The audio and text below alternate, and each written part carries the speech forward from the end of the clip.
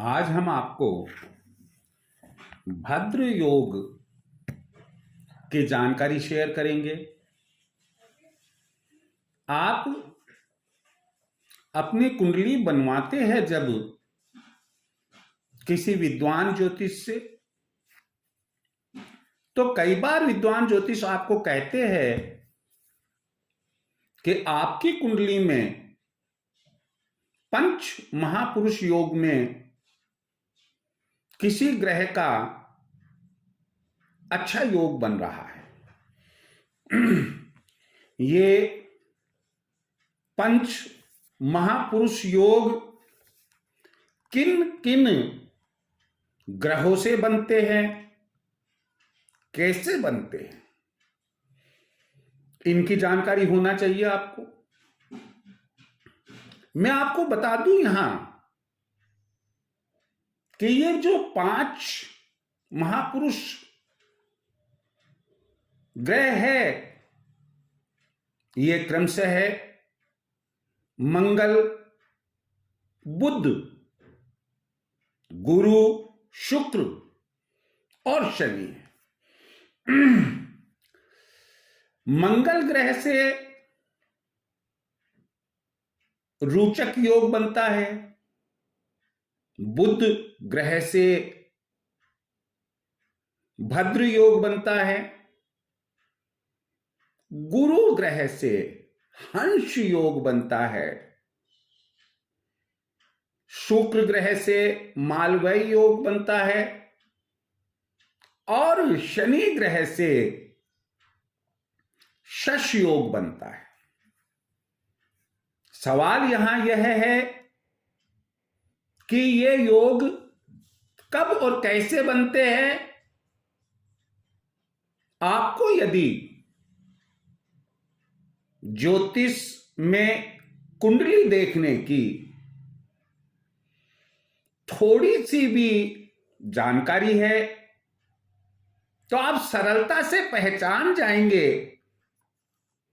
कि आपकी कुंडली में इन 5 महापुरुष योग में से कोई योग है या नहीं है। जब इन ग्रहों में से कोई ग्रह आपकी कुंडली के केंद्र स्थान पर हो या आपकी कुंडली के त्रिकोणीय स्थानों में से किसी स्थान पर हो, तो हम ये कहेंगे कि वो 5 महापुरुष योग में से कोई योग आपके बना हुआ है। केंद्र का मतलब है कुंडली में पहला, चौथा, 7वां और 10वां भाव। त्रिकोणीय स्थान क्रमशः प्रथम भाव, पंचम भाव और नवम भाव होता है। जब इन ग्रहों में से कोई भी ग्रह 1, 4, 5, 7, 9 या 10 इनमें से किसी भाव में बैठा हुआ हो, चाहे वह लग्न कुंडली हो या चंद्र कुंडली हो, हम यह कहेंगे कि वह लग्न के हिसाब से पंच महापुरुष का योग बता रही है या वह चंद्र के हिसाब से पंच महापुरुष का योग बता रही है। यहां एक बहुत ही महत्वपूर्ण बात की जानकारी शेयर करूंगा आपसे, वह यह है कि केंद्र स्थान जो होते हैं एक कुंडली में, ये भगवान विष्णु के माने जाते हैं, इसलिए अति महत्वपूर्ण स्थान होते हैं। हम यहां इन 5 पंच महापुरुष योगों की जानकारी नहीं शेयर कर रहे, बल्कि भद्र योग की जानकारी आपको दे रहे हैं, आपसे शेयर कर रहे हैं। मैं यहां आपसे कहना चाहूंगा, अगर आप वीडियो सुनते हैं आप प्लीज पूरा सुने अगर आपको अच्छा लगे लाइक करें, शेयर करें, और सब्सक्राइबर नहीं है और आप चाहते हैं कि चैनल का सब्सक्राइबर होना आपके लिए लाभदायक रहेगा, तो आप सब्सक्राइब करें। हम आगे बढ़ते हैं। भद्र योग, जैसा कि मैंने आपको बताया कि बुध ग्रह से बनने वाला योग भद्र योग होता है। जब बुध ग्रह मिथुन या कन्या राशि में आपकी कुंडली में केंद्र स्थान अर्थात 1, 4, 7, 10 इनमें से किसी घर में बैठा हो, या त्रिकोणीय स्थान अर्थात 1, 5, 9 में से किसी घर में बैठा हो, तो हम ये कहेंगे कि अगर लग्न कुंडली में है तो लग्न के हिसाब से, और चंद्र कुंडली में है तो चंद्र के हिसाब से आपके भद्र योग है। और भद्र योग नामालूम कितने कितने कितने शुभ संकेत देता है आपके भविष्य के संबंध में, आपके व्यक्तित्व के संबंध में। आप आश्चर्य करेंगे इसके लिए। क्या शुभत्व है इसका? जिस जातक की कुंडली में, जिस व्यक्ति पुरुष या स्त्री की कुंडली में भद्र योग है, वह बुद्धिमान होता है। कितनी अच्छी बात है।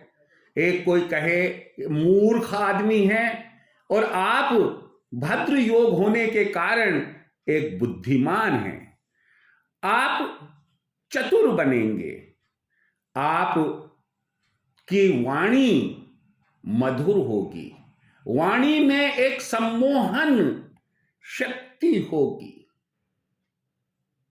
जिस जातक की कुंडली में भद्र योग होता है, वह एक बहुत अच्छा वक्ता बनता है। जातक की कुंडली में भद्र योग बताता है कि वह एक अच्छा लेखक हो सकता है। यदि वह लेखन कार्य में जाता है, वह एक कुशल कारीगर का मतलब बढ़िया इंजीनियर आदि बन सकता है। एक बहुत अच्छा गणितज्ञ, मैथमेटिशियन वह होता है। डायरेक्शन जातक को खुद को तय करना पड़ता है। उसके पास में बुद्धि है, विवेक है, चतुराई है, वाणी में शक्ति है, अच्छा वक्ता है। अपना स्वयं का क्षेत्र वह जो भी चुनता है, उसमें उसे बराबर सफलता मिलती है। व्यापार, कारोबार, नौकरी, जहां पर भी वह कार्य करेगा, भद्र योग होने के कारण उसे सफलता मिलती रहेगी। एक बार जो कार्य वह प्रारंभ करेगा, वह कार्य पूर्ण होने पर ही उसे पूरा करके छोड़ेगा। भद्र योग जिस जातक की कुंडली में होता है, वह एक अच्छा विश्लेषक होता है। किसी भी चीज का अगर एनालिसिस करवाना है तो वह एक अच्छा विश्लेषक होता है। और उसकी जो तार्किक शक्ति है, लॉजिकल पावर है, वह बड़ी ही तीव्र होती है। तो इस तरह हमने देखा कि एक जातक की कुंडली में भद्र योग बहुत बहुत बहुत महत्वपूर्ण स्थान रखता है और बहुत महत्वपूर्ण होता है। बस इतना जरूर ख्याल रखे कि ऐसा योग है, परंतु फिर भी हमें वो बात जो मैं बता रहा हूं उनमें से प्राप्ति कम हो रही है या हो नहीं पा रही है, तो आप मान कर चलना कि भद्र योग तो बन रहा है, परंतु कहीं ना कहीं बुरे ग्रहों की या तो दृष्टि है, या बुरे ग्रहों की युति बनी हुई है, कोई न कोई कारण ऐसा अवश्य उनके साथ में लगा हुआ है जिससे आपको भद्र योग का पूरा लाभ नहीं मिल पा रहा है। ऐसी स्थिति में आपको चाहिए कि किसी योग्य पंडित से मिले, उनको बताए और उनसे अगर कोई उपाय हो तो अवश्य आप करवाएं। मेरी शुभकामना, आप बहुत सुखी रहे, स्वस्थ रहे, इसी कामना के साथ जय श्री कृष्ण।